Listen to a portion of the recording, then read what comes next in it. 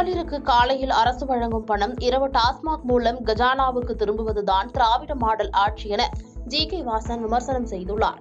விருதுநகர் மாவட்டம் ஸ்ரீவில்லிபுத்தூரில் தேசிய ஜனநாயக கூட்டணியில் தென்காசி தொகுதியில் தாமரை சின்னத்தில் போட்டியிடும் வேட்பாளர் ஜான் பாண்டியனை ஆதரித்து தமாக தலைவர் ஜி.கே. வாசன் வாக்கு சேகரிப்பில் ஈடுபட்டார்.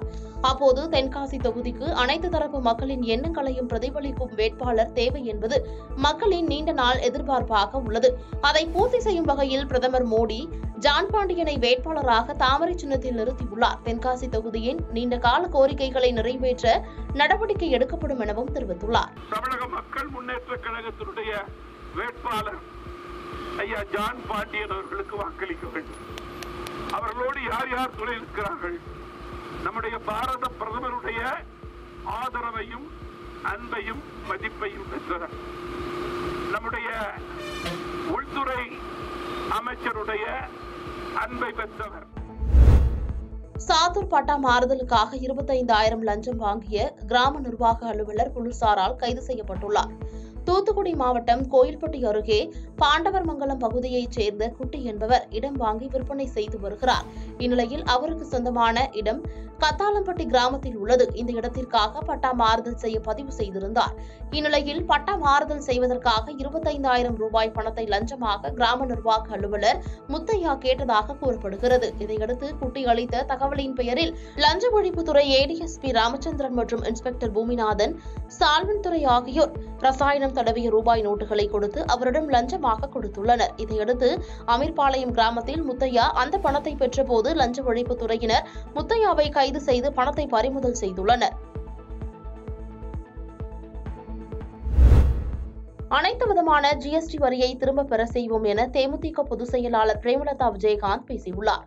காஞ்சிபுரம் மாவட்டம் ஸ்ரீபெரும்புதூர் மக்களவைத் தொகுதியில் அதிமுக சார்பில் போட்டியிடும் வேட்பாளர் பிரேம்குமாருக்கு ஆதரவாக தேமுதிக பொதுச் செயலாளர் பிரேமலதா விஜயகாந்த் பேருந்து நிலையம் அருகில் திறந்தவெளி வாகனத்தில் பிரச்சாரம் மேற்கொண்டார். அப்போது மக்கள் மத்தியில் பேசிய அவர், ஸ்ரீபெரும்புதூர் பகுதியில் அதிக தொழில் நிறுவனங்கள் இயங்குகிறது. இங்குள்ள அனைத்து நிறுவனங்களும் ஜிஎஸ்டி என்கிற வரியால் முடங்கும் அபாயம் ஏற்பட்டுள்ளது. 40 தொகுதிகளிலும் வெற்றி பெற்ற பிறகு ஜிஎஸ்டி வரிகள் திரும்பப் பெற நடவடிக்கை எடுக்கப்படும் என்றனர். மேலும் மத்திய மாநில அரசுகள் மக்கள் விரோத போக்கை கடைபிடிக்கின்றனர். ஆனால் இந்த கூட்டணி சாதி மதத்திற்கு அப்பாற்பட்டு மக்களுக்காக சேர்ந்துள்ளது என தெரிவித்தார். இன்னைக்கு இத்தனை தொழில்கள் இங்க இருக்கிறது.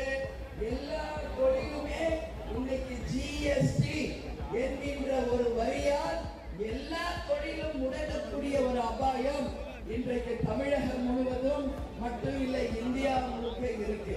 ஜிஎஸ்டி வரியை உடனடியாக திரும்ப பெற நாம அத்தனை பார்லிமெண்ட் மெம்பர்ஸும் நிச்சயமாக பார்லிமெண்ட்ல எதிரொலிச்சு இங்க இருக்கிற ஜிஎஸ்டி வரியை உறுதுணையாக இருந்து திரும்ப பெற செய்வோம் என்ற முதல் வாக்குறுதியை இந்த நேரத்தில் நான் சொல்றேன்.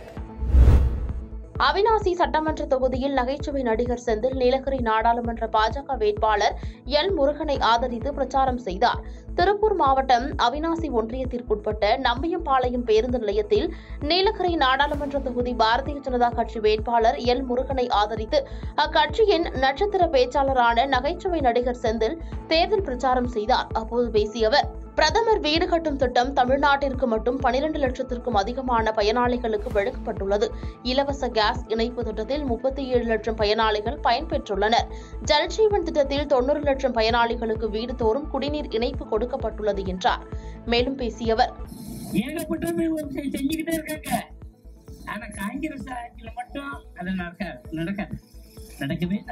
அப்படியே போட்டுருவாங்க. மோடி அவர்கள் அவர் ஆட்சியில இருக்கிற வரைக்கும் நல்லா செய்யணும் அப்படின்னு, நம்ம நாட்டு மக்களுக்கு நல்லா செஞ்சு போகணும் அப்படின்னு ஒரு திட்டம் போட்டிருக்காங்க. விவசாயிகளுக்கு 6,000 ரூபாய் நேர் பேங்க் இவங்க கையில கொடுத்தா ஆஃபீஸர் பார்த்து போயிடும், அப்புறம் ஒண்ணும் கிடைக்காது. இப்படி பல திட்டங்கள் போடுறாங்க, ஆனா லேபிள் மட்டும் ஓட்டிக்கிறாங்க. எல்லாமே மோடி திட்டம் தான். இந்தியாவின் குடியுரிமை பகுதிகளில் சீனா பெயர் வைப்பது குறித்து பேச திராணி இருக்கிறதா என செல்வ பெருந்தகை கேள்வி எழுப்பியுள்ளார்.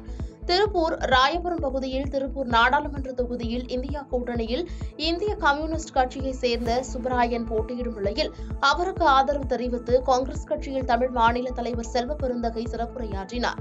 அப்போது பேசிய அவர், நடைபெற இருக்கின்ற தேர்தல் ஜனநாயகத்திற்கும் சர்வாதிகாரத்திற்குமான தேர்தல் எனவும் சிபிஐ மூலம் மிரட்டி தேர்தல் பத்திரங்கள் மூலம் நன்கொடையாக பெற்ற கட்சி பாஜக எனவும் குற்றம் சாட்டினார். ராமர் இந்து என பேசும் பாஜக இந்து மக்களையும் ஏமாற்றி வருவதாக குற்றம் சாட்டினார். தொடர்ந்து பேசிய அவர், சிபிஐ தாக்குதல், அமலாக்கத்துறை தாக்குதல், ஐடி தாக்குதல், இவங்களை வச்சு ரைடு அனுப்புவார். ரைடு பண்ணி முடிச்ச உடனே மிரண்டு போய் குடும்பத்தை காப்பாற்ற வேண்டும், சொத்துக்களை காப்பாற்ற வேண்டும் பாஜகவில் ஐக்கியமாயிட்டாங்க. இப்ப எல்லா வழக்குகளும் முடித்து வைக்கப்பட்டிருக்குது. நியாயமா? ஒரு ஜனநாயக நாட்டில் அமலாக்கத்துறையையும் சிபிஐயும் இன்கம் டாக்ஸையும் பயன்படுத்துவது, மிரட்டுவது, மிரட்டி பணிய வைப்பது, அரசியல் அதிகாரம் உள்ளவர்களை தன்னுடைய கட்சிக்கு இழுப்பது என்றால் இது என்ன ஜனநாயகம்? இந்த நாட்டில் ஜனநாயகம் இருக்கா இல்லையான்னு மக்கள் கேட்கிறாங்க. பாதகம் செய்பவரை கண்டால் நாம் பயங்கொள்ளலாகாது பாப்பா, மோதி மிதித்து விடு பாப்பா, அவர் முகத்தில் உமிழ்ந்து விடு பாப்பா. அண்மை செய்திகளை உடனுக்குடன் தெரிந்து கொள்ள இணைந்திருங்கள் எம் நாடு தொலைக்காட்சியுடன்.